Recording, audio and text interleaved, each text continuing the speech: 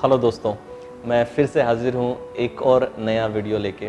दोस्तों, हम सीख रहे हैं कि 10 फैक्टर जो हमारी इम्यूनिटी को किल करते हैं। 2 हमने सीख लिए। पहले में हमने देखा कि फियर और स्ट्रेस किस तरीके से हमारी इम्यूनिटी को किल करते हैं, और पिछले वीडियो में हमने देखा कैसे आपके थॉट्स और टॉक्सिन्स और ट्रोमास आपके इम्यून सिस्टम को किल करते हैं।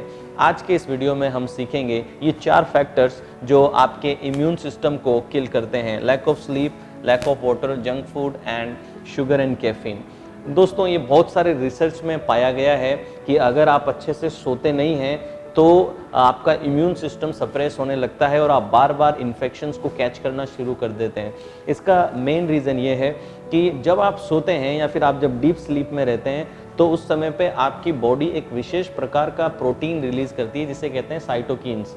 ये जो साइटोकाइंस हैं या फिर साइटोकिन्स हैं, ये काम करते हैं इन्फेक्शन से लड़ने का और इन्फ्लेमेशन से लड़ने का।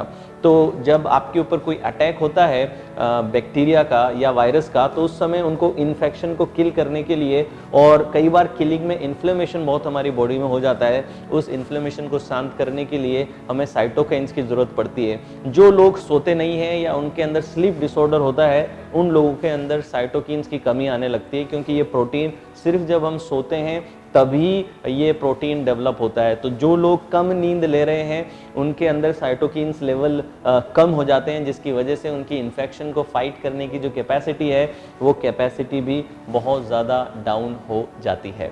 ना सिर्फ ये दोस्तों, जब आप सोते हैं तो होता क्या है कि जब आप एक्टिव थे तो दिन भर आपका जो एनर्जी था वो सारा एनर्जी आपके मसल्स के लिए और ब्रेन के लिए अवेलेबल था। इम्यून सिस्टम के लिए थोड़ा कम एनर्जी आपको मिल रहा था दिन भर। लेकिन जब आप सोते हैं तो सोते समय आपके जो इम्यून सिस्टम है वो थोड़े रेस्ट पे आते हैं और ज़्यादा एनर्जी उनको मिलना शुरू हो जाता है, जिसकी वजह से वो स्ट्रेंथन्ड होते हैं, अपने आप को रिकवर भी करते हैं, रिचार्ज भी करते हैं और री एनर्जाइज अपने आप को कर लेते हैं। तो दोस्तों, जब आप अच्छे से सो रहे हैं तो एक चीज़ तो ये हो रही है कि आपके साइटोकिन्स लेवल स्टैंडर्ड मेंटेन्ड है, वो डिक्रीज़ नहीं होंगे। और सेकंड चीज़ ये होगी कि आपका इम्यून सिस्टम वेल रिकवर्ड होगा, वेल रेस्टेड होगा और हाईली एनर्जाइज्ड भी रहेगा।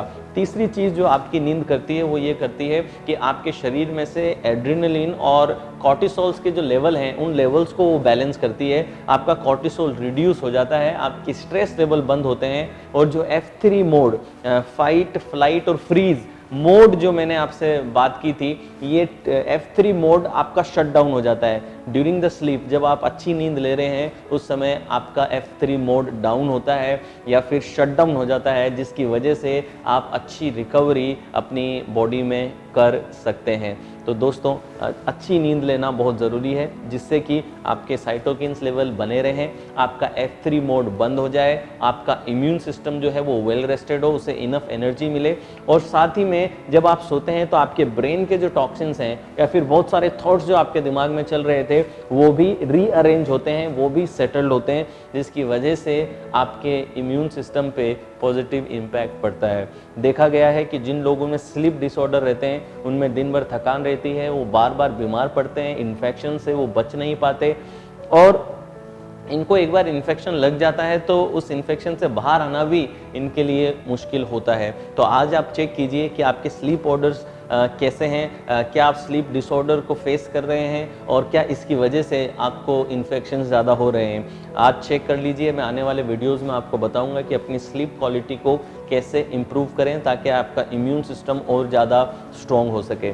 दोस्तों, ये रहा लैक ऑफ स्लीप, जिसकी वजह से हमारा इम्यून सिस्टम वीक होता है। सेकेंड है दोस्तों लैक ऑफ वाटर, पानी की कमी। अगर आप रेगुलरली डिहाइड्रेटेड हैं तो भी आपके शरीर में टॉक्सिन्स बनेंगे और आपका इम्यून सिस्टम खराब हो जाएगा। हम जानते हैं कि 70% बॉडी हमारा वाटर है और अगर किसी मशीन को आप बिना ल्यूब्रिकेंट्स के चलाएंगे तो जो मशीन के पार्ट्स हैं उनमें बहुत ज़्यादा फ्रिक्शन होगा और बॉडी जल्दी जल्दी डिग्रेड होने लगेगी। आपके पानी का दो रोल है, एक तो वो टॉक्सिन्स को क्लियर करता है और ऑक्सीजन को आपके सेल्यूलर सिस्टम्स तक पहुंचाता है, आपके सेल्स तक लेके जाता है। तो अगर पानी इनफ नहीं है तो इनफ ऑक्सीजन आपके सेल्स को नहीं मिल रही, आपके जो सेल्स हैं वो टॉक्सिन्स को क्लियर नहीं कर रहे हैं, और दोनों ही कंडीशंस में आप देखेंगे कि आपका इम्यून सिस्टम बहुत वीक होगा। बहुत से लोगों को लगता है कि जब प्यास लग रही है उसी समय पर पानी पीना है, जबकि पानी ऐसा नहीं है। पानी एक मेडिसिन की तरह आप लीजिए कि हर रोज़ मिनिमम 2.5 लीटर तो आपको पीना ही चाहिए, जिसकी वजह से आप अपने टॉक्सिन्स को भी क्लियर करेंगे और आप अपने सेल्स को वेल ऑक्सीजनेटेड रखेंगे, जिससे कि आपका जो पूरा जो WBCs का सिस्टम है वो सिस्टम बहुत अच्छे से काम करेगा। तो दोस्तों ये शॉर्ट एंड स्वीट एक्सप्लेनेशन रहा कि किस तरीके से वाटर हमारे इम्यून सिस्टम को नेगेटिवली इम्पैक्ट करता है। अब तीसरे फैक्टर पे मैं आता हूँ, जो है जंक फूड। दोस्तों आपको बहुत से लोगों ने कहा होगा कि जंक फूड बंद कीजिए, जंक फूड से आपकी बॉडी पे मोटापा भी आता है, बीमारियां भी पड़ती हैं और बहुत गलत इम्पैक्ट इस पे होता है।